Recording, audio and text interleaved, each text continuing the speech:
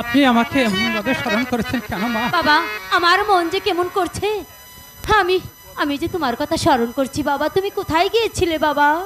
মা মাগো, আমি যে ওই মাঠে রাস্তার পাশে আমি যে দোলা বালু দিয়ে খেলা করছিলাম মা। মা মাগো, আমি তো তোমার কাছে কোনোদিন কোনো কথা জানতে চাইনি মা। কি কথা? তাই আজ আমার মনে যে বড় বাসনা হয়েছে মা। কি হয়েছে? আমি একটি কথা জানতে চাইবো মা। বলো বাবা। মা মাগো, আমি শুধু লোক সমাজে শুনতে পারছি মা, মুসলমানের ঘরে যদি কোনো ছেলে সন্তান হয় তাদের নাকি আকিকা করতে হয় মা। হ্যাঁ বাবা। তাই আমার আকিকা কি হয়ে গেছে মা?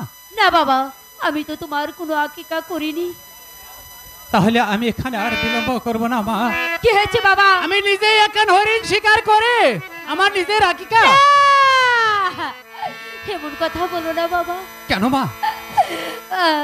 আমি আমি তোমাকে কোনো হরিণ শিকার করতে যেতে দিব না। কেন মা? তুমি যে আমার একমাত্র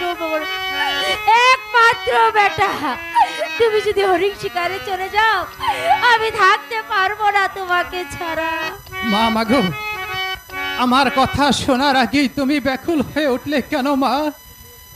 আপনি যদি আমাকে হাসি মুখে বিদায় দেন মা, তাহলে যে আমি একটি হরিণ শিকার করে আমি সসম্মানে আপনার মুখে যেন ফিরে আসতে পারি মা। মা মাগো,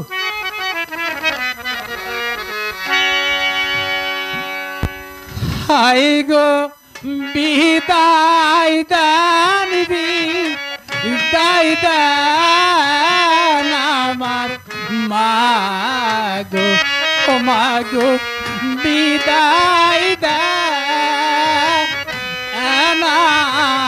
মারে। হাই গো বিদায় দেন, বিদায় দেন মা মাগো, আপনি শুধু আমাকে প্রাণ ভরে আশীর্বাদ করবেন মা। পারবো না বাবা, আমি তোমাকে ছাড়া থাকতে পারবো না। মারে ও হাই গো শিকারেতে যাব আমার মাগো, ও মাগো বিদায় দেন মারে। ও হাই গো শিকারেতে যাব আমার মা মাগো, আপনি শুধু আমাকে প্রাণ ভরে আশীর্বাদ করবেন মা। না বাবা না, আমি তোমাকে ছাড়া থাকতে পারবো না। ও হাই গো এ চিরবা করবে আমার মাগো, মাগো দিয়াছ আর দুলি গো। ও হাই গো এই আশীর্বাদ করবে আমার মাগো, দিয়াছ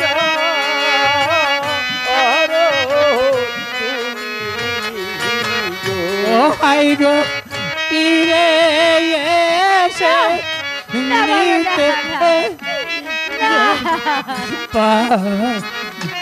মাগো আপনার আর দুলি ও হাই গো ফিরে এসে মা মাগো, বাবা জুলহা, আমি যে হরিণ শিকারে যাবই মা, আমাকে হাসি মুখে বিদায় দিন। আমি তোমাকে ছাড়া থাকতে পারবো না বাবা, আমি তোমাকে ছাড়া থাকতে পারবো না।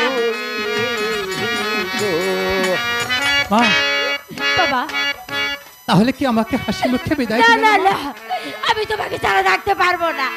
আর তুমি আমার একমাত্র বেটা, আমার সন্তান। তোমাকে ছাড়া আমি থাকতে পারবো না।